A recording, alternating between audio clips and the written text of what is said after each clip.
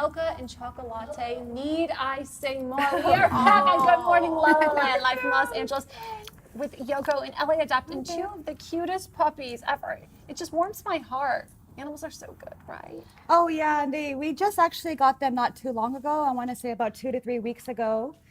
They came from a situation where they were used for breeding. And I do want to bring this important awareness out because the condition they came from was horrendous. And actually the owner passed away and the family decided that they were no longer needed and they should be euthanized. And that's where we came in, and Saori-san, you know, she actually reached out to foster, and we knew she was looking for a small dog. And so how we do things is look for fosters, see what they're looking for, and then match either the shelter dog or homeless dog with that individual. So we knew Saori-san wanted a Chihuahua. And when we heard about these two, and then she knew they were bonded, of course, without hesitation, she immediately said, I'll foster. It's such a beautiful thing when you mention that these puppies are bonded. What exactly does that mean? Actually, like they cannot separate each other. Like, you know, they always sleep together, eat together, play together.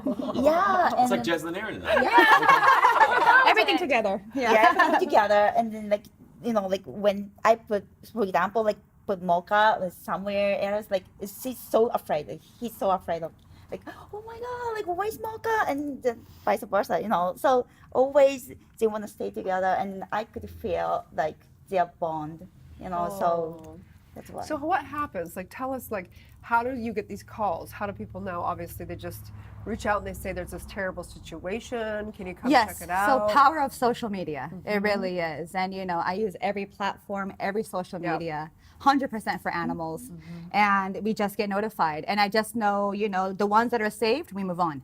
Thank God.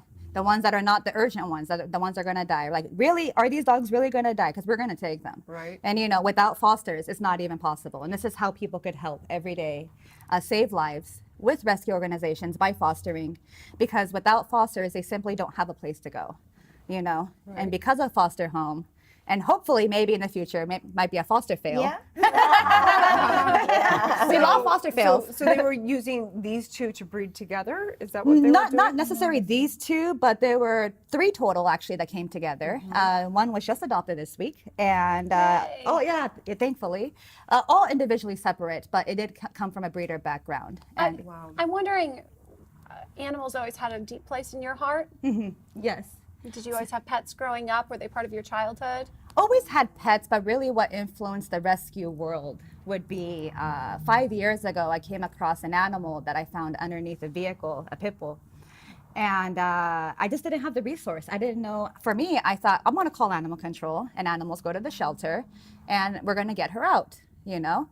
The story actually was worse because as animal control come, there was a trash can. We found her deceased brother literally in the trash can. And animal control came, and I was like, okay, like follow up. So basically when animals are found as a stray, they have a hold. They're not available right away. They told me, come back in 4 days and you could get her. I said, okay, if the owner claimed. Well, the day I went there, she was euthanized. Oh, Yeah. I'm so sorry. And, you know, honestly, that was the day that forever changed my life because I felt like I didn't have a resource, I didn't have answers. And I thought, hey, shelter was supposed to be safe. What community can I reach out to? So then, honestly, it was that moment that I wanted answers. I wanted, you know, something, how can we make it better? Is this how it works? Is this how our animal shelter is? You know, I thought you told me she was available. So I started volunteering with rescue organizations. Like Ryan mentioned, there's so many rescue organizations in Los Angeles. And just start off by volunteer. I even just started walking the dogs. Let me get to know how this whole thing works, you know? Start working for volunteering, for rescue organizations, then going to a shelter as a group, so it's not so, you know, scary. I don't know if you guys ever been to one, but it's very... It's intimidating. It really is. It really is. To pick one out of like 500, you know what I mean? You really have to have your heart prepared and know that, okay, which ones are going to be euthanized? Let's start with that. Right. You know, and when people are looking to adopt, I feel like they do have an option what they're looking for, but at the end, the rescues will always find you.